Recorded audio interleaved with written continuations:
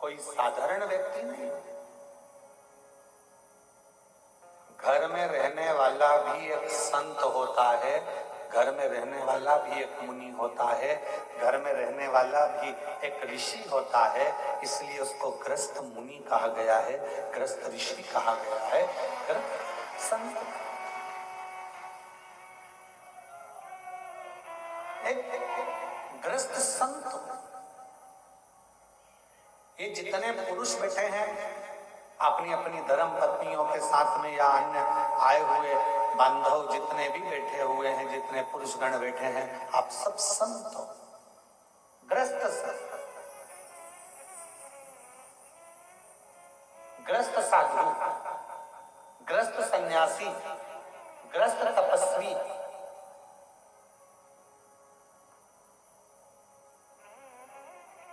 बाहर रहने वाला संत जो अपने घर को सब कुछ छोड़ देता है, वो नदी के तट पर, मंदिर में, एकांत में, कहीं वन में जाकर बैठ जाता है। वो एकांत में बैठ गया और वहां बैठकर उसने अपना तप, साधना, भजन, कीर्तन, स्मरण वहां किया। पर घर में रहने वाला एक पुरुष अपने बच्चों का भी पालन कर रहा है, पत्नी का भी पालन कर रहा है, माता पिता का भी थोड़ा ध्यान रखकर उनकी भी औषधि, दवाई, गोली सब करवा रहा है, और साथ में कमाने भी जा रहा है, और आते जाते समय मुख से राम नाम, कृष्ण नाम, शिव नाम, श्री शिवाय नमस्तुभ्यम कह रहा है। समझ लो वो संत ही है, साधु। एक सुदर्शन नाम के मुनि ग्रस्त थे। लिंग पुराण की कथा कहती है कि वो ऐसे मुनि थे, अपने बच्चों के लिए कार्य करते थे, परिवार को संभालते थे, पत्नी के लिए भरण पोषण के लिए कुछ थोड़ा बहुत मेहनत करते थे, और खाने पीने की व्यवस्था कर बच्चों की अच्छी परवरिश करना, एजुकेशन कराना, उनका ध्यान रखना, घर में बुजुर्ग हैं उन माता पिता के लिए औषधि की व्यवस्था करना, साथ में भगवान शंकर की भक्ति, भगवान शिव का स्मरण। अब एक दिन सुदर्शन मुनि की धर्म पत्नी ने सुदर्शन मुनि से कहा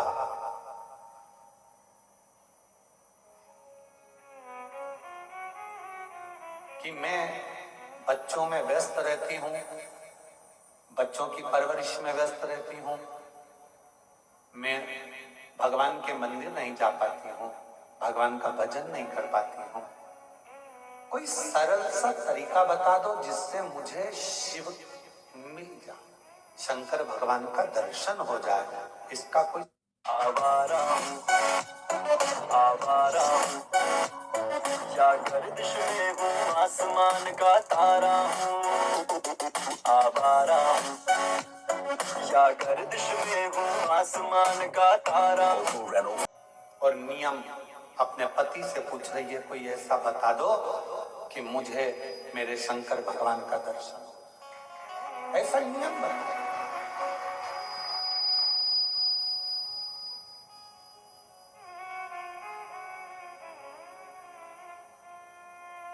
कोई ऐसा उपाय हो आपके पास में जिससे शंकर भगवान का मुझे दर्शन हो, वो उपाय बताओ।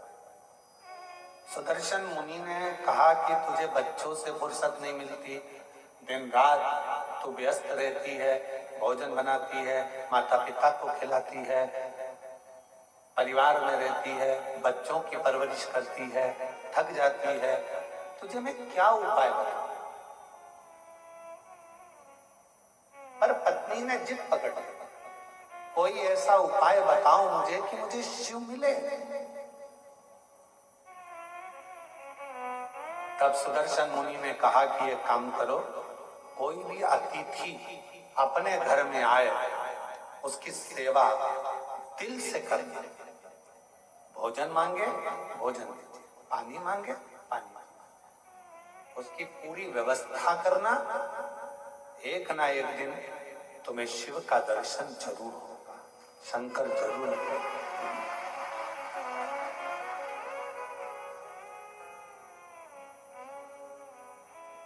मेरे बच्चे,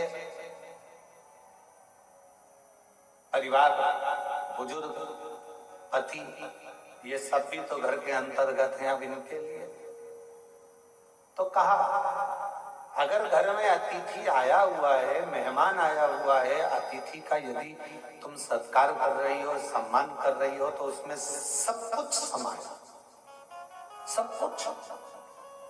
माता पिता भी उसमें समाहित हैं, बच्चे भी उसमें समाहित हैं, सर्वस्वता उसमें समाहित है। आप सेवा करो, ठीक है। अब सुदर्शन मुनि की पत्नी ने ऐसा नियम बना दिया।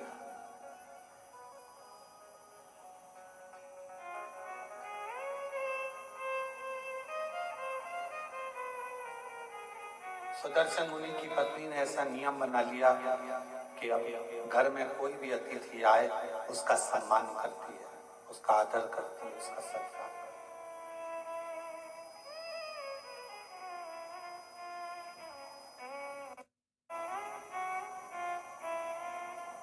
और समय निकलता गया, निकलता गया, निकलता गया। आज शंकर भगवान ने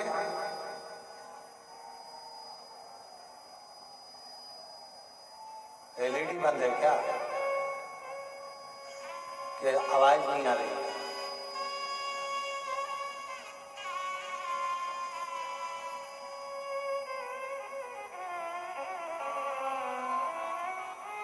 शंकर भगवान ने परीक्षा ली।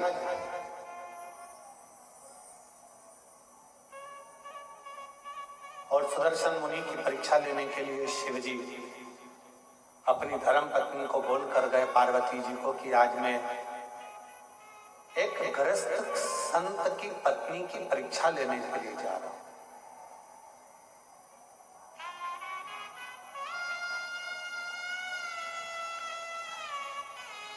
एक जन को भेजिए ना, थोड़ा सा मालूम कर लो। एलईडी है।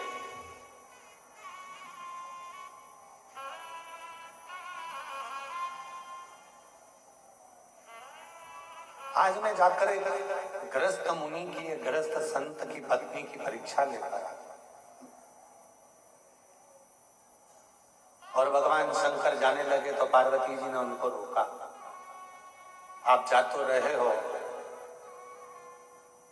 बहुत भोले हो, मैं जानती हूं कि तुम जाओगे, और अगर उसने तुम्हारी सेवा करी, परीक्षा में वो पास हो गई, तो तुम कुछ ऐसा वैसा देकर मत आ जाना।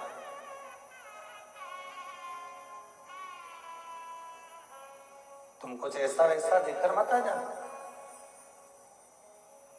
तुम जा तो रहे हो, मना नहीं है, पर थोड़ी सावधानी रखना। जिस पत्नी का पति बहुत भोला होता है ना, पत्नी अगर मायके भी लेकर जाती है तो साथ लेकर जाती है, शादी में भी जाती है तो साथ जाती है।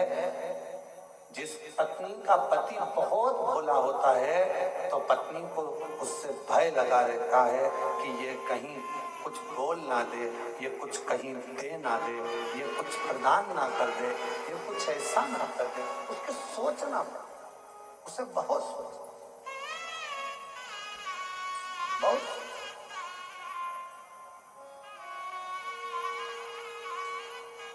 और शंभु शरण मांगो घड़ी दुख दया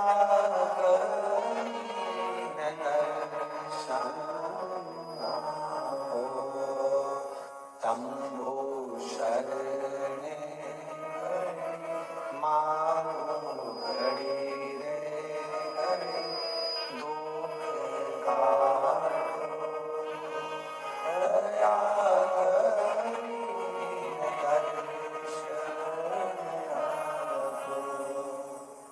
अब पार्वती जी को चिंता लगी कि तुम भोले स्वभाव के हो, तुम्हारा नाम ही भोला,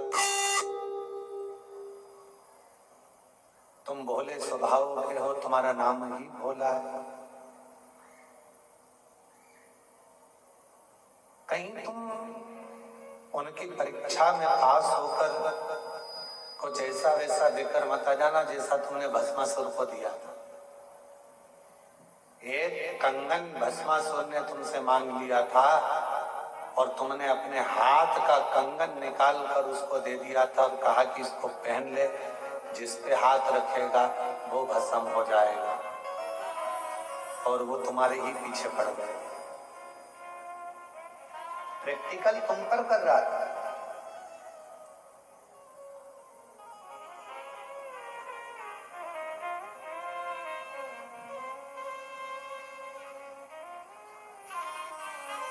आज के समय में उपदेश देना बहुत सरल है। गूगल पर सर्च करना, यूट्यूब पर निकालना, ढेर सारे मोटिवेशन स्पीच देने वाले मिल जाएंगे, और मालूम पड़ता है कि वो खुद भी डिप्रेशन में पड़े हुए थे। आज के समय में उपदेश देना सरल है, पर उस उपदेश को अपने ऊपर धारण करना दुनिया का सबसे कठिन काम।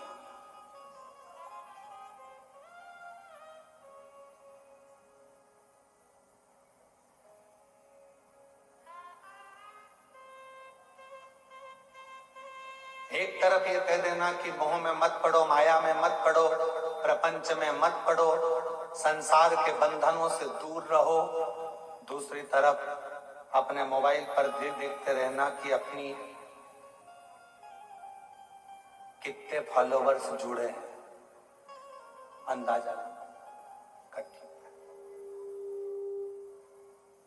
यदि आप संत हैं, साधु हैं, सन्यासी हैं, तपस्वी हैं, साधक हैं, उपासक हैं, तो फिर आपको विरक्ति का भाव आना चाहिए। आपके अंदर कामक्ति का नहीं, कितना जुड़ा, कितना प्राप्त हुआ, कितना लिया, कितना दिया, कितना करा, उससे बात।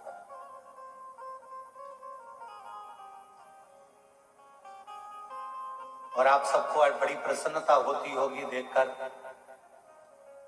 कि कुबेरेश्वर धाम पर आने वाले सभी भक्तों ने पहले पूर्व में देखा होगा, छोटी सी जगह थी, छोटी सी जगह से उसको धीरे धीरे बड़ा करते करते करते करते धर्मशाला, हॉस्पिटल, अब धीरे से बच्चों के लिए, उनकी निःशुल्क शिक्षा के लिए, उनकी पढ़ाई के लिए गुरुकुल की तैयारी भी चालू हो गई।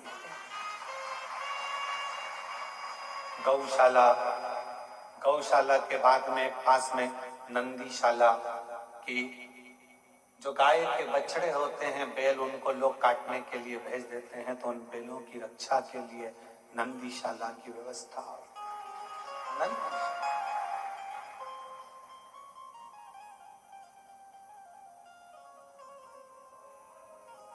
एक हॉस्पिटल की रचना शायद 15-20 दिन के अंदर उसकी भी शुरुआत आप लोग एलईडीओ के माध्यम से, आस्था चैनल के माध्यम से देख रहे होंगे। जो यात्री आते हैं उनको कोई तकलीफ ना हो, उनको कोई कष्ट ना हो, उनका निःशुल्क सारा इलाज हो सके, उनके लिए हॉस्पिटल की रचना करिए। भोजनशाला आप देखते होंगे निरंतर, रोज, अभी तो आप लोग लाखों की संख्या में आए हो तो बड़ा भोजनशाला चल रहा है, नहीं तो निरंतर 35 से 40 हजार यात्री शिव भक्त रोज सुबह 10 बजे से लेकर शाम को 4 बजे तक भोजन ग्रहण करते हैं लगातार। फिर शाम को बाबा की आरती होकर खिचड़ी प्रसाद ग्रहण करते। अभी ये कथा बाबा के इस पावन ग्राउंड में हो रही है, प्रांगण में हो रही है। ये पूरा प्रांगण तो आप लोगों की पार्किंग आदि की व्यवस्था के लिए है। इसी के ठीक पीछे जहां कथा होती थी वहां बहुत बड़ा एक इस टेंट का नहीं, बड़ा लोहे का एक शेड बन रहा है जिसमें लाखों भक्त एक साथ बैठकर आराम से कथा सुनते। आप लोगों को पानी ना लगे, गर्मी ना लगे, उसकी व्यवस्था करते हुए 6 से 7 महीने में वो तैयार हो जाए।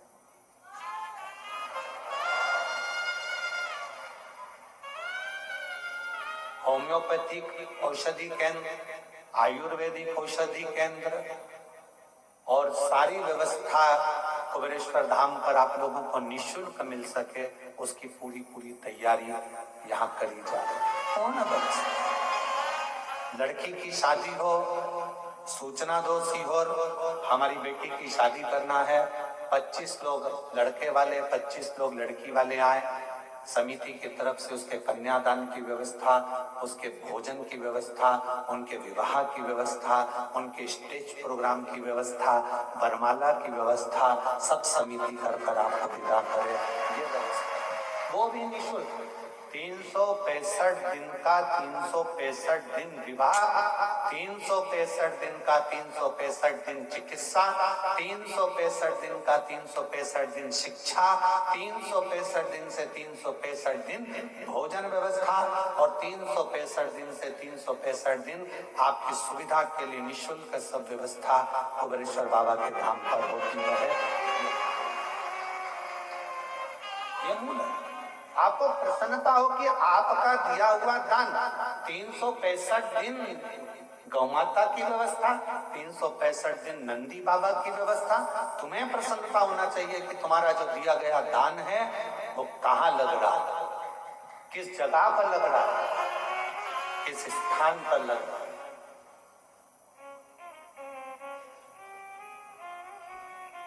और तो और जो बच्चे पढ़ने में होशियार हैं और फीस जमा नहीं कर पाते तो उनके फीस की व्यवस्था भी विठले सेवा समिति पूरे भारत में कर रही है, केवल मध्य प्रदेश नहीं, पूरा भारत।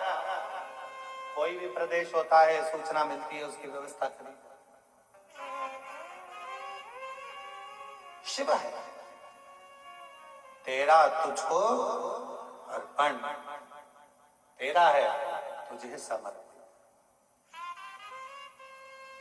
हमारी माता ने तो हमको जन्म दिया था तो हमारे पास में बिछाने के लिए हमारी माँ के पास में गोदड़ी भी नहीं थी। तुलसी के क्यारे के नीचे जन्म हुआ था और तुलसी के क्यारे के नीचे जन्म हुआ था।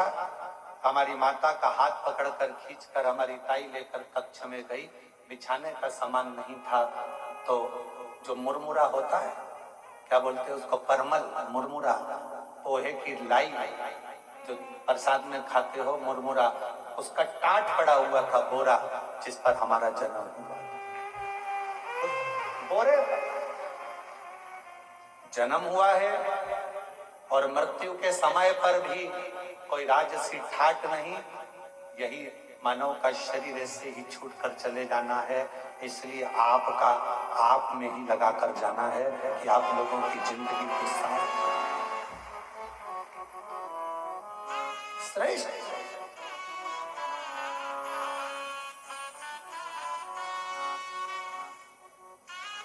चलाने को विठले सेवा समिति तो रेलवे स्टेशन से कुबेरेश्वर धाम तक बसें भी निःशुल्क चला देती, पर गरीब ऑटो वालों का पेट कैसे भराएगा, उनका भोजन कैसे रह पाएगा, उसका ध्यान,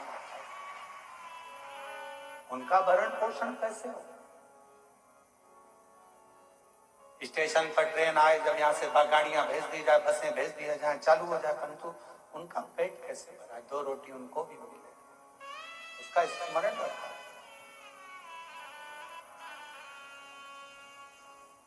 शिव भक्ति को धारण करो,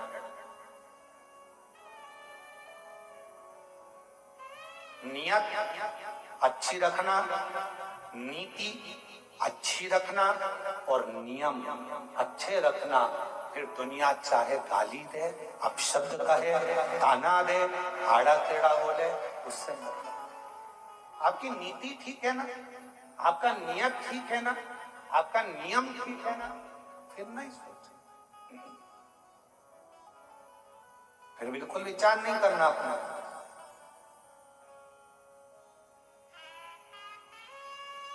हमारे सीहोर के कई हॉस्पिटल हैं जिसमें वेंटिलेटर तक नहीं है, और कुबेरेश्वर धाम का जो हॉस्पिटल बना है उसमें ढेरों सारे वेंटिलेटर तक लगाए गए हैं जिससे किसी को दिक्कत ना हो, किसी को तकलीफ, किसी को कष्ट ना हो।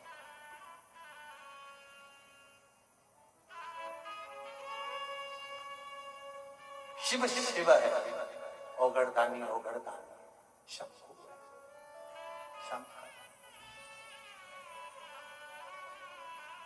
और कितनी बड़ी कृपा मेरे कुबेर भंडारी की होगी कि एक रसीद कट्टे की एक बुक लेकर आज तक समिति का कोई कार्यकर्ता ना कभी सीहोर गया और ना किसी के गांव गया कि तुम दान देना। समिति के कार्यकर्ता केवल कुबेरेश्वर धाम पर आने वालों को और शिव पुराण में आने वाले भक्तों के लिए छूट रहती है। जिसका मन हो दे, ना मन हो कोई बात नहीं, भजन करो, स्मरण करो।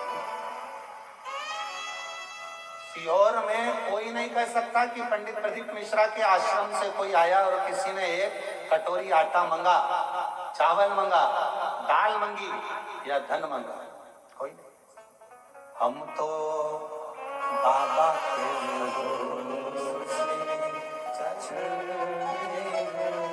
जब वो पाठ कर रहे हैं सुबह 8:30-9 बजे पाठ चल रहा है और हमारे ललित महाराज आकर कहते हैं कि दूध की जगह छाछ डल गया। कैन भरकर 100 लीटर छाछ डल चुकी है खीर में, उसमें दूध नहीं था, छाछ थी। अब क्या होगा? तो जब वो छाछ को दूध कर सकता है तो वो दुनिया का सारा भंडार भी भर सकता है। ये हम उसके आश्रित होकर चलते। कल का जब प्रसंग देखा, वहां जाकर जब केवल बाबा का भाव देखा तो आंख से जल बह रहा था कि तू कितनी करुणा करता है, कितनी करुणा करता। कब तू दूध का छाछ कर देता है, छाछ का दूध कर देता है, पता ही नहीं पड़ता। ये तेरी नहीं तो 2 दिन पहले छाछ तो आज की कड़ी के लिए आई थी। आज जो कड़ी बनना थी छाछ उसके लिए थी और मालूम पड़ा वो खीर में पड़ गई। और तेरी कृपा का क्या भरोसा, कब किससे पर हो जाए, जरा सी हम पर कर दो, जरा सी हम पर कर दो।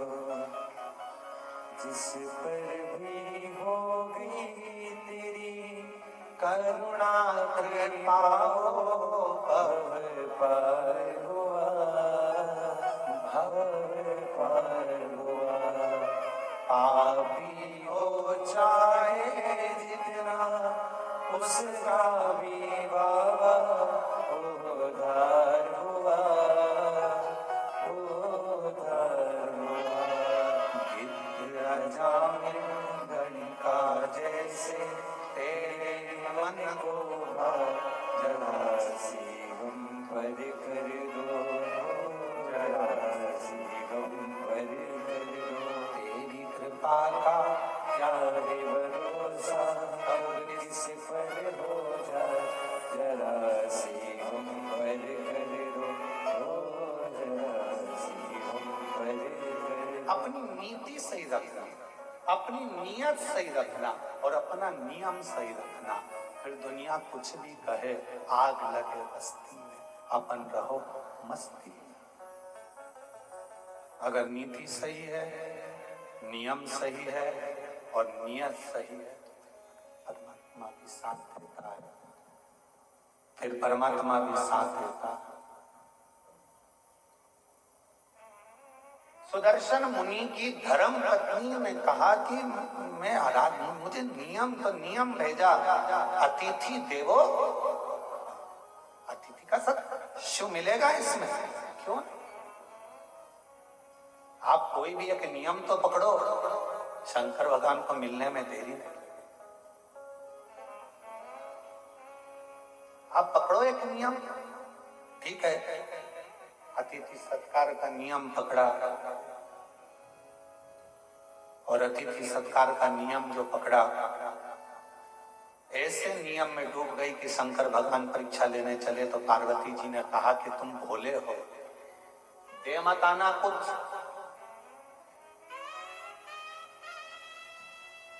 और भोला जो होता है ना, उसके साथ भोलेनाथ हर पल होता है, हर पल। कुछ दे मत आना, ठीक है, हम मुझे जाने तो दे। पत्नी ने, माता पार्वती ने प्रसन्न चित्त से अपने पति को भेजा। एक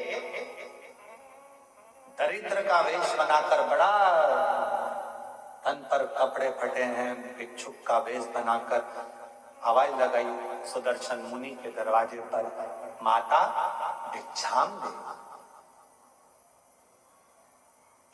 भूख लगी, कुछ भाग मिले मुझे तो अच्छा। सुदर्शन मुनि की पत्नी ने दरवाजा, बाबा क्या बात है, भूख लग रही है। बाबा अभी तो मैंने भोजन नहीं बनाया, पर अगर आप थोड़ी देर बैठोगे ना बाबा तो मैं भोजन बना दूंगी। बाबा कहते हैं मैं बैठता हूं, तुम बनाओ। बाहर बैठने लगे बाबा। अंदर सुदर्शन मुनि की पत्नी ने उनको अंदर आसन लगाकर बिठाया, द्वार बंद करा, अंदर अतिथि भोजन बना रही है, गुनगुना रही है भगवान के नाम। क्या देखा, भोजन बनकर तैयार हुआ, इसमें एक रोटी बनकर अलग रखा दी गई है। किसकी रोटी है? गाय। रोटी अलग रखा। खूब हंसे भोलेनाथ, खूब डट के हंसे। गुस्सा आया थोड़ा सा सुदर्शन मुनि की पत्नी को कि हमारे घर भोजन करने आए और तुम हंस रहे, क्यों? सुदर्शन मुनि के दरवाजे पर बैठे हुए अतिथि के रूप में भोलेनाथ ने कहा कि धन्य है देवी, आप धन्य है। माँ, आपने जो रोटी मेरे लिए बनाई उसकी साइज इतनी बड़ी है, और जो गाय के लिए रोटी बनाई वो इतनी सी।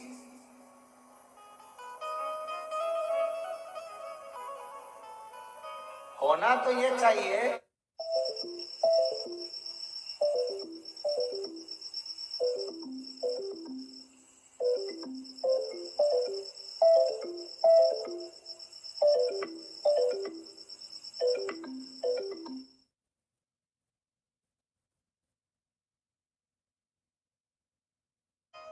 की पत्नी से नहीं, अपने घर में भी होती।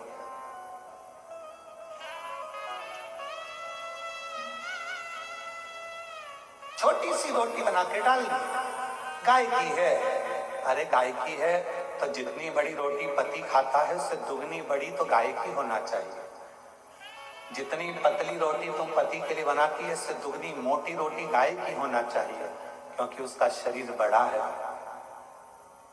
दिन भर चलती है, दिन भर फिरती है। सुदर्शन मुनि के दरवाजे पर मेरे विश्वनाथ, मेरे शंभु भिक्षुक का रूप रखकर खूब ठाका लगाकर हंसती है। पत्नी ने पूछा कि तुम मेरे घर भोजन करने आए और मुझे देखकर हंस रहे? शिव जी ने कहा कि ये रोटी तो बहुत छोटी है गाय की, रोटी तो बड़ी करो। पत्नी सुन रही थी सुदर्शन मुनि की, बाबा की बात सुनकर उसकी आंखों से जल भर गया। आज तक मैंने केवल कपट ही करा, बच्चों को ज्यादा खिलाया, पति को ज्यादा खिलाया, और गौ माता को केवल एक रोटी, और वो भी छोटी सी। मतलब मेरी कपट की जिंदगी चल रही थी। आज से हे अतिथि, तुम मेरे दरवाजे पर गुरु बनकर आए हो और तुमने मुझे उपदेश दिया है, उपदेश दिया है। आज से मैं कभी कपट नहीं करूंगी। जैसा मेरा पति पावे वैसा अतिथि पावे, जैसे बच्चे पावे वैसे परमात्मा पावे, जैसे मेरे घर के पावे वैसे गौ माता। एक उपदेश मेरे शंकर भगवान ने दिया, इसलिए प्रथम गुरु है शिव, आदि गुरु है शिव। अब दूसरा उपदेश का समय था। भोजन की थाली लगकर तैयार हुई अतिथि के लिए। इतनी देर में दरवाजे पर पति आ गए। दरवाजा की कुंडी बजाई। सुदर्शन मुनि, द्वार खोलो, दरवाजा खोलो। पत्नी अंदर से आवाज लगा दी, कौन है? पति चिल्ला कर बोला, क्या तुझे मेरी आवाज सुनाई नहीं देती? मैं तेरा पति, तेरा भरतार, और तू दरवाजा नहीं खोलती? पत्नी आवाज लगाकर कहती है, आपने कहा था अतिथि देवो भव, अभी मैं अतिथि को भोजन करा रही हूं। पागल हो गई है, मूर्ख हो गई है।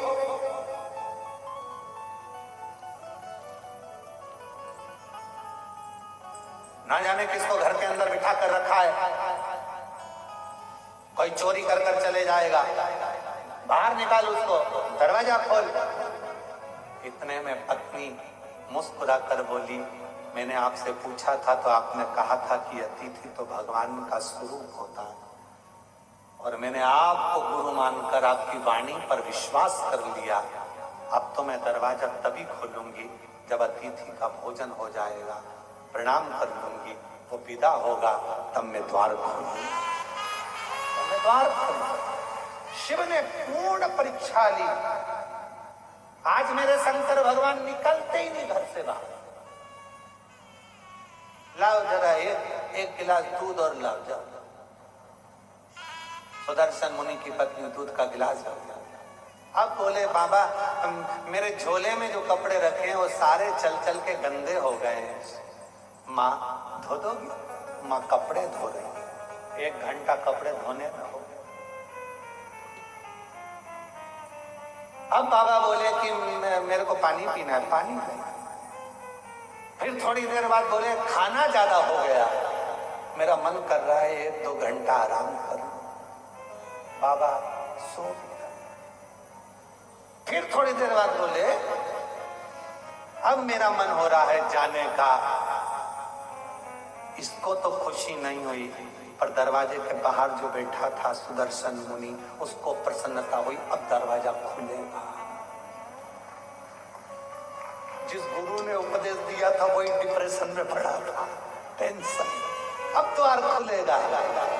तैयार हो गए, झोली टांग ली, सब कुछ हो गया, चलने की तैयारी थी।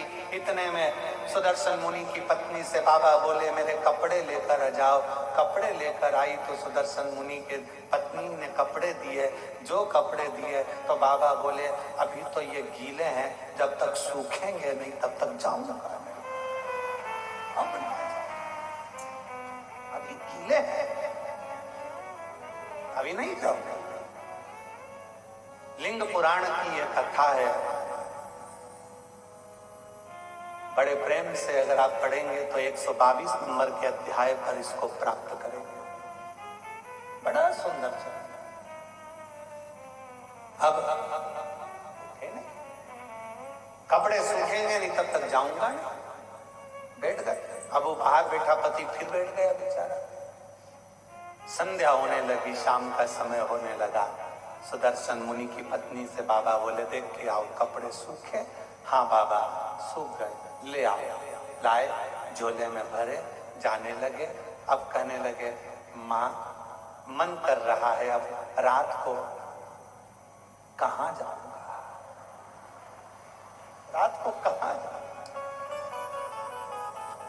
ये गांव तो मेरा परिचित भी नहीं है, जिस गांव के अंदर मैं जाऊं कोई मेरा पहचान वाला भी नहीं है, मैं कहाँ जाऊंगा। सुदर्शन मुनि की पत्नी ने कहा, जो आपकी आज्ञा हो, जैसा आपका मन करे वैसा आप करें। तो कहा, मैं पर पुरुष तुम पर नारी, एक कक्ष में रहना उत्तम नहीं है। मेरा मन है या तो मैं बाहर चले जाऊं या तुम चली जाओ। तो कहा, बाबा आप अतिथि हो, आप घर के अंदर रहो, मैं घर के बाहर चली जाती हूँ। घर के बाहर चली जाती हूँ। सुदर्शन मुनि की पत्नी घर के बाहर चली गई। सुदर्शन मुनि अपनी पत्नी से कहे, तूने द्वार नहीं खोला? खोला तो था अभी हाल। तो वो अतिथि का है, का वो तो अंदर है, तू बाहर? हाँ। उसी ने कहा, रात्रि का समय है, पर नारी पर पुरुष एक जगह पर ठीक नहीं। भले तुम माँ हो, पर स्थान बदला जाए, मुझे बाहर कर दिया। चलो अपन बाहर सो जाते हैं। पत्नी ने अपना बिछौना बिछाया, चैन की नींद सो रही, पर पति जिसने ज्ञान दिया था अतिथि देवो बाबा, वो टेंशन में रात भर दरवाजे पे ही सोया, कुछ ले नहीं जाए, कुछ ले नहीं जाए। उपदेश देना सरल है, ज्ञान देना सरल है, ये कहना सरल है, मोह मत रखो, माया मत रखो, ये मत करो, वो मत करो, वो मत करो। ज्ञान उपदेश देने वाले ढेर सारे मिलेंगे।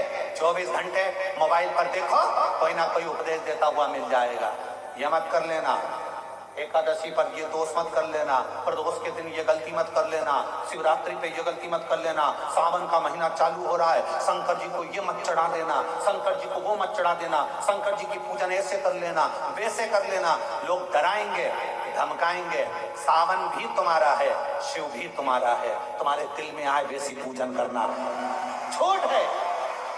तुम्हारे दिल में आए वैसे शंकर को भजो, तुम्हारा मन करे वैसे शिव को रिझाओ, तुम्हारा दिल करे वैसे शंकर की आराधना करो। कोई कहे ये मत चढ़ाओ, पाप लगेगा, कोई के वो मत चढ़ाओ, पाप लगेगा। उसने कहा पाप कहाँ होता है वो बताओ पहले। कहा नरक चले जाओगे, तो कहा तू देख कर आया क्या? हमारे पड़ोसी गए, अभी तक नहीं आए, बताया ही नहीं कि नरक है कि स्वर्ग है। जो जाता है वो बताता नहीं है कि मैं स्वर्ग में हूँ कि नरक में हूँ। इसलिए ये सब मेरे को मना सिखाओ। मेरा शंकर मेरा है, अड़भंगा मेरा है, शिव मेरा है। जल चढ़ाऊंगी तो भी मुझे स्वीकारेगा, नहीं चढ़ाऊंगी तो भी स्वीकारेगा, क्योंकि मेरा बाप है, शंकर है, शिव है, उसमें भ्रम नहीं, मुझे भ्रमता नहीं। मैं आडंबर में पड़ने वाली नहीं। कोई ने कहा ये मत चढ़ाओ, कोई ने कहा वो मत चढ़ाओ, कोई ने कहा ऐसा मत करो, कोई ने कह दिया वैसा मत करो, कोई ने कहा ये कर देना तो ऐसा हो जाएगा, कोई ने कहा वैसा कर देना तो वैसा हो जाएगा। अरे हम तो बाबा के भरोसे चलते हैं, हम तो बाबा के भरोसे चलते हैं। आडंबर से भी उपदेश देना सरल है, कहना सरल है, ऐसा मत करो, ऐसा मत करो, कठिन है, बहुत कठिन। पति उपदेश दे दिया, अतिथि देवो भव, दरवाजे पर सो रहा है। सुदर्शन मुनि दरवाजे पर सो रहे हैं, कुछ लेकर ना चले जा। दूसरे दिन सुबह धर्म पत्नी के नेत्र खुले, पति के चरणों को प्रणाम करा, दरवाजा बजाया, अतिथि देवो महादेवो, अतिथि देवो महादेवो, दरवाजा बजाया। शंकर भगवान जो रूप में थे, दरवाजा खोला, खोलकर जो पत्नी ने दर्शन किया, ये कोई दरिद्र भिक्षुक नहीं है, ये तो मेरा देव अधिदेव महादेव खजाना।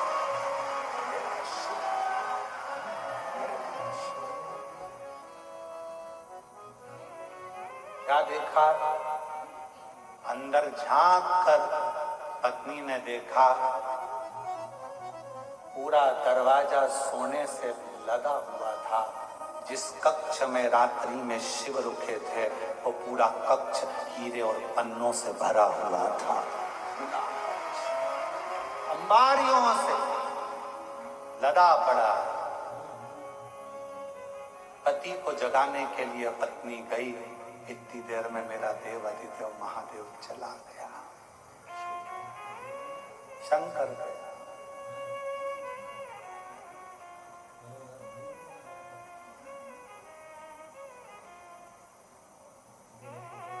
पत्नी ने पति के चरण पकड़ लिए। आपने कहा था अतिथि की सेवा करना, शंकर का दर्शन हो जाएगा। आपके बराबर दुनिया में कोई गुरु नहीं मिलेगा। आपके कहने पर मैंने अतिथि की सेवा करी और वास्तव में मुझे शिव का दर्शन हो गया। शिव का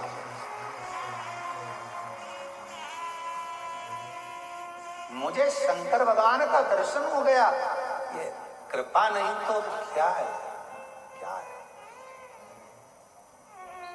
मैं नहीं जानती थी कि वाणी पर भरोसा करा हुआ, शिव पर करा हुआ विश्वास एक ना एक दिन सुख प्रदान करता। आनंद प्रदान करता है।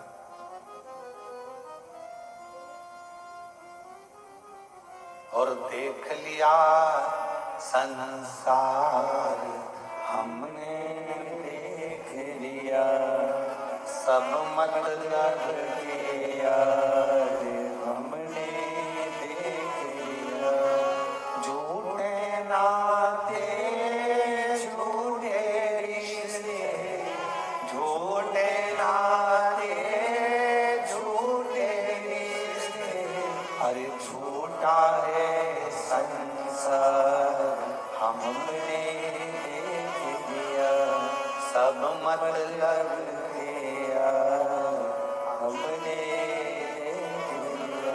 अतिथि देवो भव, ये संबोधन गलत नहीं है।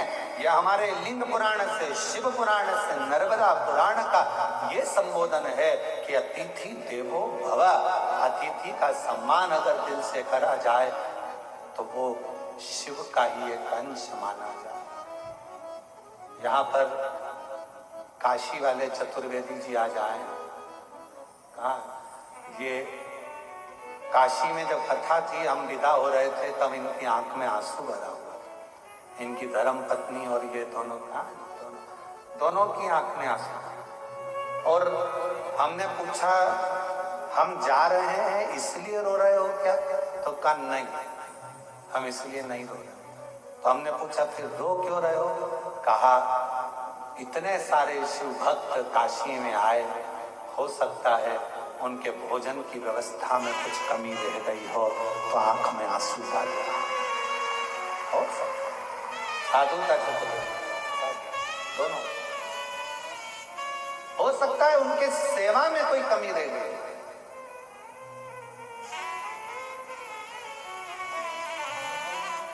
उनकी सेवा में कोई कमी हो। महाराज कुबेरेश्वर धाम पर भोजन व्यवस्था चलती है।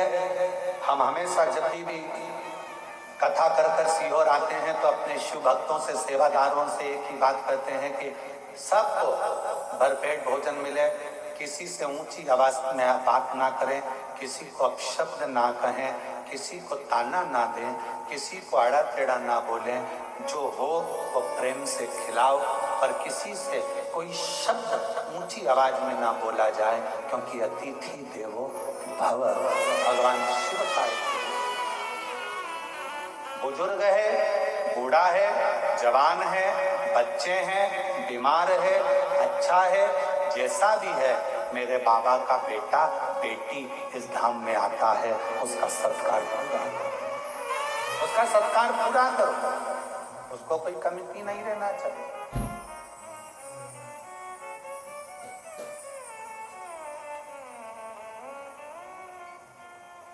उसको कोई कमती नहीं रहना चाहिए। ये आपके लिए नहीं आए हैं, ये मेरे देव अधिदेव महादेव के लिए आए, मेरे शंकर के लिए। और जिसके लिए आए हैं उनके प्रति तुम्हारा कर्तव्य बनता है कि आप उनको भरपेट भोजन करो। और आपका भी कर्तव्य, जितने शिव भक्त कुबेरेश्वर धाम पर आते हैं उनसे भी हमारा निवेदन है कि आपका भी एक कर्तव्य, एक गंदगी मत होने देना। दूसरा, यहाँ आने के बाद में ऊंची आवाज में बात ना करते हुए प्रेम से बोलने का प्रयास करना। तीसरा, भोजन करो तो झूठा मत छोड़ना। चौथा, अपनी थाली अपनी प्लेट स्वयं मांजो, साफ करो और बाबा के भरोसे शिव नाम का जाप करो। यह अपना नियत, नीति और नियम, ये तीन हमारे जीवन में श्रेष्ठता प्रदान करते हैं। अगर आपकी नियत सही है तो आपको दुनिया में कोई पीछे नहीं हटा सकता, आप बढ़ते चले जाओ। आपका नीति सही है, आप जगत कल्याण की बात करते हो, जगत उद्धार की बात करते हो, उसमें कोई आपका कोई विशेष आपके लिए कोई आवक का स्रोत ना सोचा जाए। आप तो केवल नीति के अनुसार कार्य करिए, नियत से, अच्छी नियत से कार्य करिए और नियम से काम करो। जिंदगी की सफलता आपके पास हो, आपके पास हो। अच्छा एक बात बताओ, बहुत लंबा रास्ता है, बहुत लंबा रास्ता है, बहुत ऊंचा रास्ता है, बहुत लंबा रास्ता है, इस रास्ते को काटना है तो सबसे ज्यादा जरूरी चीज क्या है?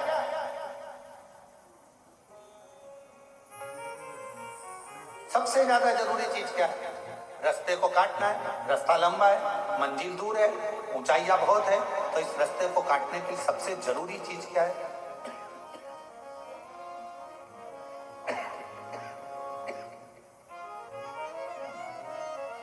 सबसे जरूरी Amazon पे बिल पेमेंट्स का स्मार्टर वे। वाओ, जीवन में ना हर एक प्रॉब्लम को सॉल्व करने के लिए अलग अलग तरीके हैं, पर जब सबसे स्मार्ट वाला समझ आए तो लगता है कि भाई अब तक ये कहाँ था। जैसे बिल पेमेंट्स, एक एक बिल को अलग ट्रैक करो, पे कैसे करें, कहीं कोई एक्स्ट्रा चार्ज तो नहीं लग रहा है। इस प्रॉब्लम का एक स्मार्ट तरीका है Amazon पे। सारे बिल्स एक जगह, हर बिल भरें किसी भी पेमेंट मोड से विद नो कन्वीनियंस फी, और टॉप ब्रांड्स के रिवॉर्ड्स भी।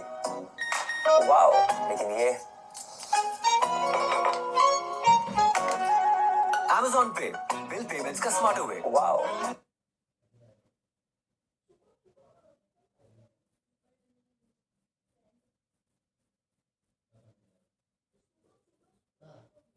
कदमों में होता है अगर विश्वास प्रबल होता है, भरोसा प्रबल होता है।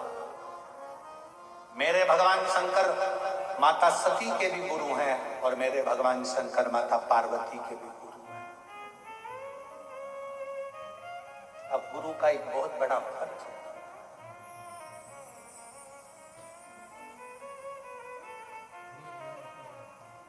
जितने चेलों को गुरु मंत्र मिलता है, जितने चेलों को गुरु गुरु मंत्र देता है, अगर वो चेला कोई गलत काम करता है तो सबसे ज्यादा चेले को कम गुरु को भोगना पड़ता है।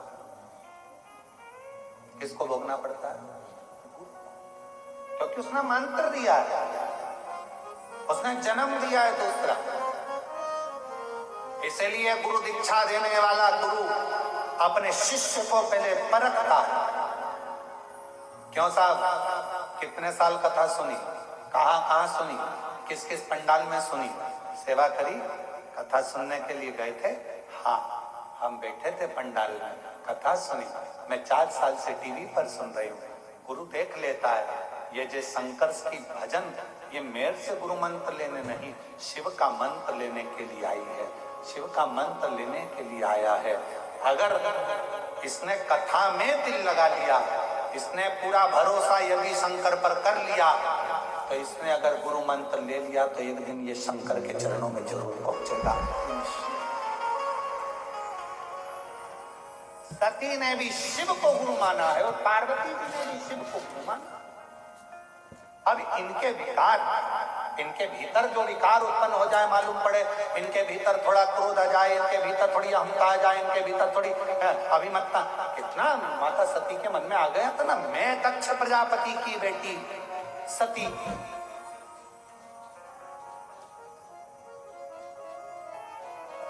और मुझे कुंभज ऋषि के आश्रम में कथा सुनाने लेकर जा रहे।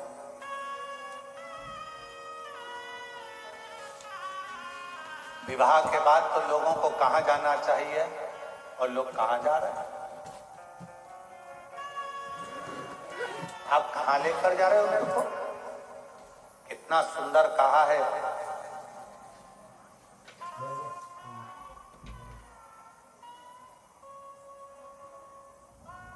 विवाह करने के बाद भी अगर तुम्हारी बुद्धि में ये बैठ जाए कि हमें गुरु के दरवाजे जाना है, कुबेरेश्वर धाम जाना है, भगवान के मंदिर जाना है, उसके बाद फिर कहीं जाने की सोचेंगे, तो समझ लेना कि तुम्हारे बहू और बेटा दोनों सार्थक हैं। साधु का एक स्वभाव सार्थकता है, साधुता है।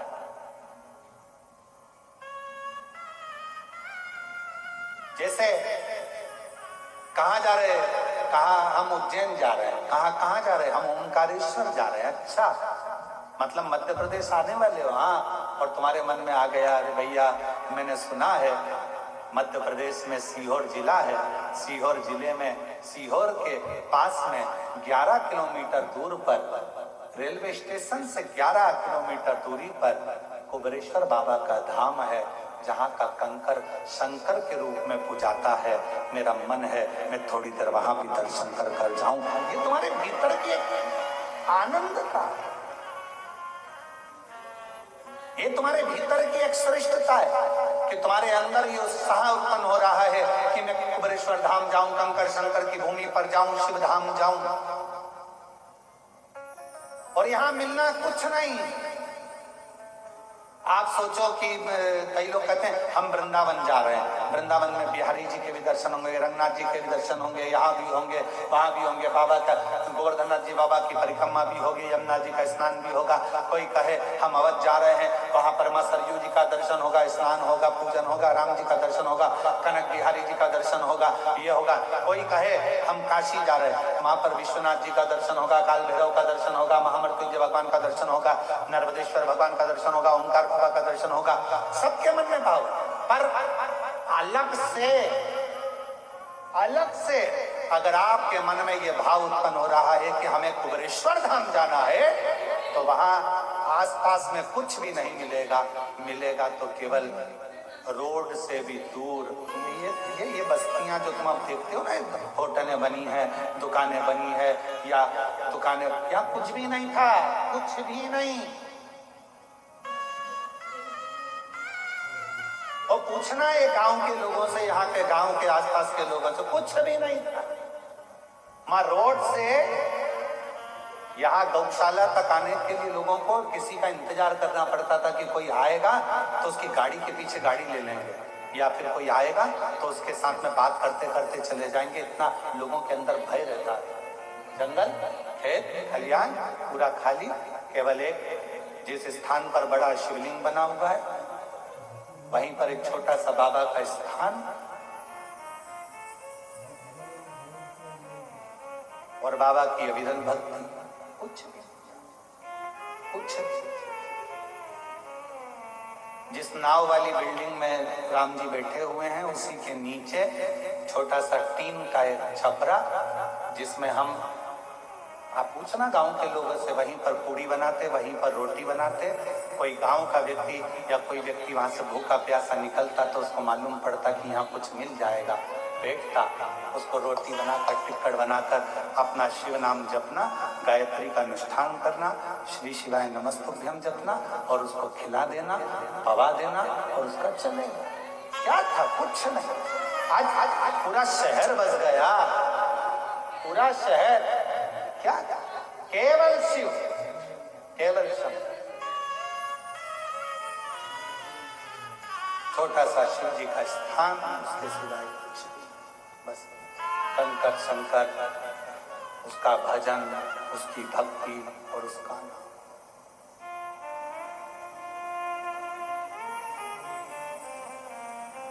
कई लोग कहते हैं गुरुजी आपने वृंदावन नहीं चुना, कल हमारे चतुर्वेदी कह रहे थे कि वृंदावन नहीं चुना, अयोध्या नहीं चुना, उज्जैन नहीं चुना, आपको यही जगह चुनी जहां पर बिल्कुल एकांत अलग साइड में। हमने कहा हम नहीं चुनते, उसने हमको सीहोर के लिए चुना तो जगह भी तो वही चुनेगा। चुनने वाला वो है, सब बनाने वाला वो है, करने वाला वो है। आप और हम तो केवल एक निमित्त मात्र हैं, केवल निमित्त। शरीर मिलाए, अच्छा कर्म करिए, शरीर चला जाएगा। लोग याद करें ना करें, पर इतना तो करेंगे कि कुबेरेश्वर धाम में आकर एक लोटा जल चढ़ाकर भगवान की विरल भक्ति को धारण, इससे ज्यादा कुछ। और हम तो बाबा के भरोसे चलते हैं, हम तो बाबा के भरोसे चलते हैं। ये दुनिया वाले जलते हैं, ये दुनिया वाले जलते हैं, डमरू वाले के भरोसे चलते हैं, काशी वाले के भरोसे चलते हैं, सीहोर वाले के भरोसे चलते हैं। इस भूमि पर आने के बाद अगर आपने दिल से एक स्थान पर बैठकर 108 बार श्री शिवाय नमस्तुभ्यम मंत्र का जाप किया, बाबा से प्रार्थना करी, 5 कंकर बीन कर पूजन करी, 1 कंकर साथ ले गए, बाबा से विनय कर कर रुद्राक्ष मांगा, ले गए। जो कामना कर कर आए हो, मेरा विश्वास करता है 3 महीने में बाबा वापिस बुला लेगा।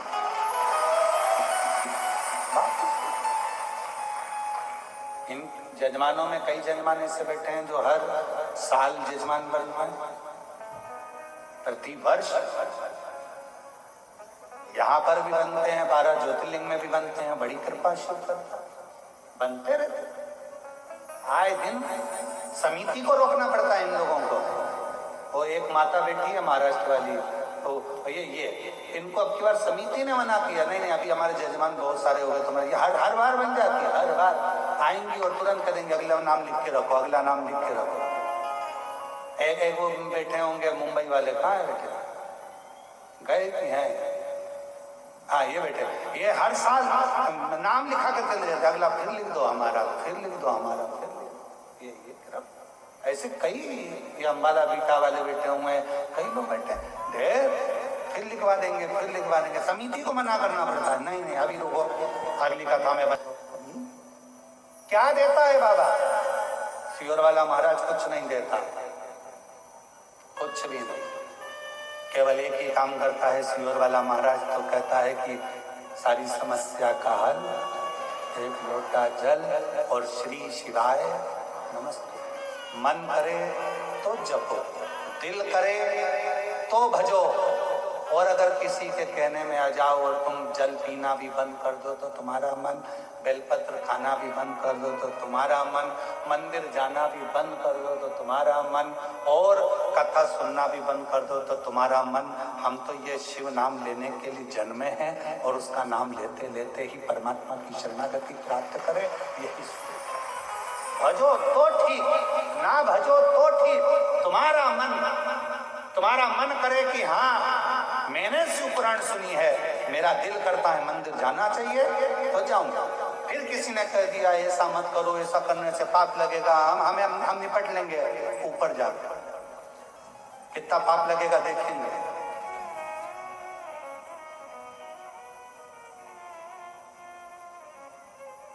शायद भारत की भूमि पर जितना विरोध किसी पुराण का नहीं हुआ होगा, उतना विरोध शिव महापुराण का हुआ है।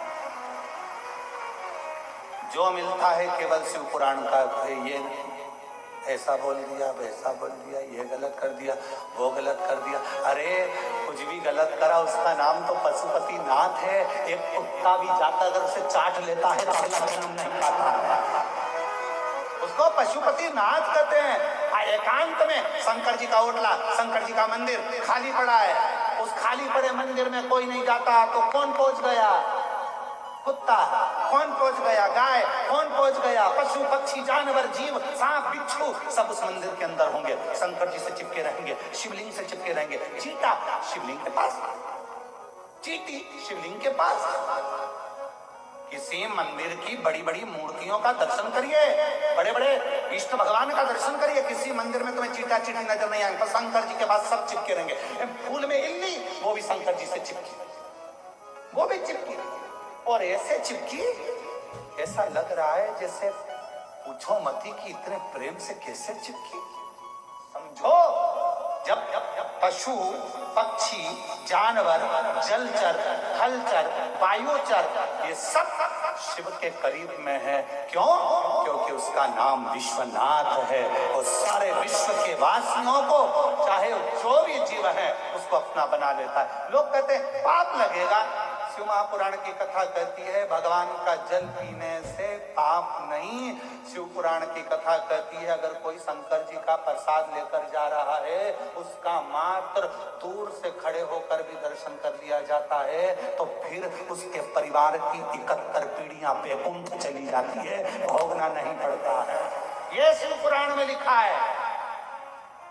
विद्येश्वर संहिता के अंदर शिव महापुराण में लिखा कि शिव जी के प्रसाद का मात्र दर्शन करने से भी 71 पीढ़ियां तर जाती हैं, 71 पीढ़ियां। तो फिर शिव तत्व क्या, उसको समझे तो।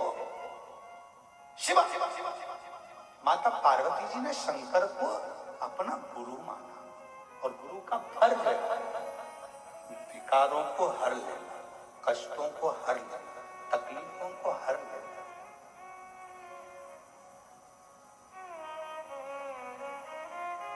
एक कथा आती है, दारूका नाम का एक असुर,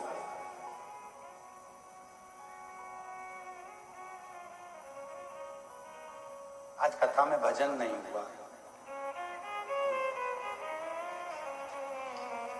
भजन थोड़ी देर से लेते हैं, अब कथा चालू हुई है तो थोड़ा विचार। एक दारूका नाम का असुर, ठीक है, नींद तो नहीं आ रही है ना? हाँ ठीक है, दोनों हाथ उठाकर एक बार हर हर। एक दारूका नाम का असुर, उसने ब्रह्मा जी का तप करा और ब्रह्मा जी से तप कर कर उसने मांगा कि मेरे प्राण नहीं छूटा। अच्छा, जितने भी असुर थे ना, ये सोचते थे कि मैं मरूं, पर मरना तो पड़ता था।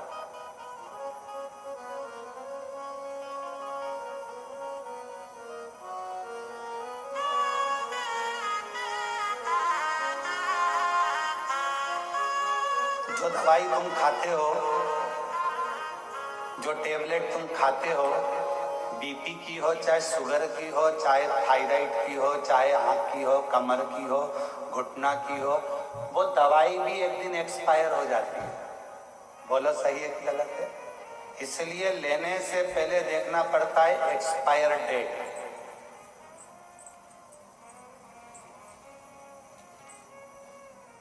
हमारे कुबरेश्वर धाम में कई लोग आते हैं कि साहब हमको बिस्कुट बंटवाना है, कोई कहता है साहब हमको पानी बंटवाना है, कोई कहता है साहब हमको ये चीज बंटवाना है। हम कहते हैं बंटवाने से पहले तुम जो बिस्कुट भेजोगे उसकी तारीख का फोटो खींचकर भेजो, उसकी एक्सपायर तारीख कब की है, तो हम धाम पे से बंटने देंगे। मालूम पड़े एक्सपायर हो गई, किसी काम की नहीं रही और तुमने कहा कहाँ दिया, तो के धाम पे दिया, वहाँ इतने लोग आते हैं, बढ़ जाएगा। सीहोर कुबरेश्वर धाम पर तो किसी के घर में अगर शादी में बूंदी लड्डू भी ज्यादा बन जाते हैं और अगर वो देना भी चाहें तो सीहोर कुबरेश्वर धाम पर नहीं लिए जाते हैं। क्यों? यहाँ बाबा का धाम है। जो बाबा को भोग लगेगा, जो बाबा की प्रसादी बनेगी, भले रूखी बने, सूखी बने, खिचड़ी बने, जो मेरा कुबेर भंडारी खाएगा पाएगा वही उसका शुभ भक्त पाएगा। उसके सिवा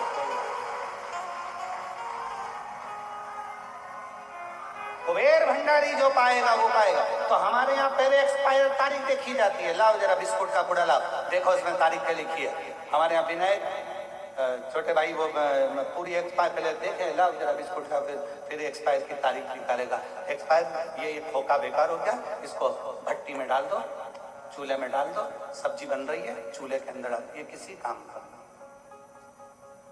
दवाई एक्सपायर हो जाती है, एक दिन तुम्हें जीवित रखने वाली दवाई भी एक्सपायर हो जाती है। शिव महापुराण की कथा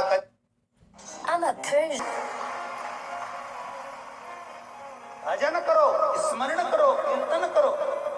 एक दारूका नाम का असुर, एक दारूक था, एक दारूका था।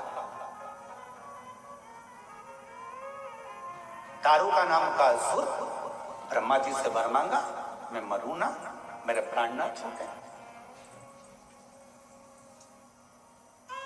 मेरे प्राण ना छूटे, मैं मरूं ना। ब्रह्मा जी ने कहा ये तो नहीं हो सकता, देखो भाई मरना तो पड़ेगा, और मेरे जीजा जी और मेरी जीजी जी, मेरी जीजी और मेरे जीजाओं, मेरी बेटियों बेटाओं, मेरी माताओं, मेरे भाई, मेरी बहन, मेरे बांधव, ध्यान रखना शरीर मनुष्य का मिला है। कहते हैं इस मानव शरीर को पाने के लिए तो देवता भी तरसते हैं, और इतना अच्छा कीमती शरीर मिला है। इस कीमती शरीर में खूब मेहनत करो, और खूब मेहनत के साथ में, परिश्रम के साथ में, विश्वास रखकर शिव की आराधना करो। एक ना एक दिन भगवान तुम्हें मंजिल तक पहुंचा दे। कीमती है मानव देह, और मानव देह अनमोल रे। माटी में ना अब तो मिला है फिर ना मिलेगा, कभी नहीं कभी नहीं कभी नहीं रे, मनुष्य जन्म अनमोल रे, माटी में ना मोल रे, अब तो मिला है फिर ना मिलेगा, कभी नहीं कभी नहीं कभी नहीं। ये मानव का शरीर मिला बड़ा कीमती है, इसको समझो।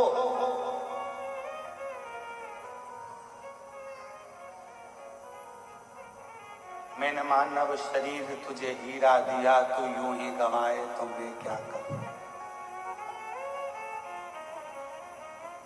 प्रभु का नाम मैंने तुझे कीमत वाला दिया, तू ना गाए तो मैं क्या करूं। क्या कर सकता, क्या कर सकता। मिलाए शरीर, करो भजन।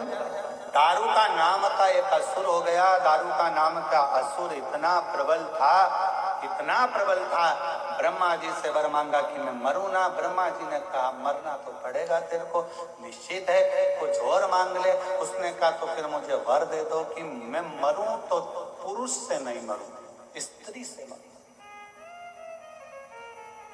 एक स्त्री से। अच्छा, असुरों में भी ज्ञान नहीं होता था, ऐसी बात मांगते स्त्री से मरूं। अब उसको कौन समझाएगा, पुरुष से ज्यादा भारी पड़ती है, कौन समझा। ये जब अपनी वाली पे आ जाए, चुड़क मान बोल तरी जरा,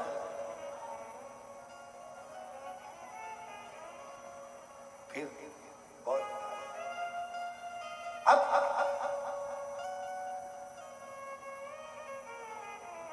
दारू का कह रहा है कि मैं स्त्री से मरूं।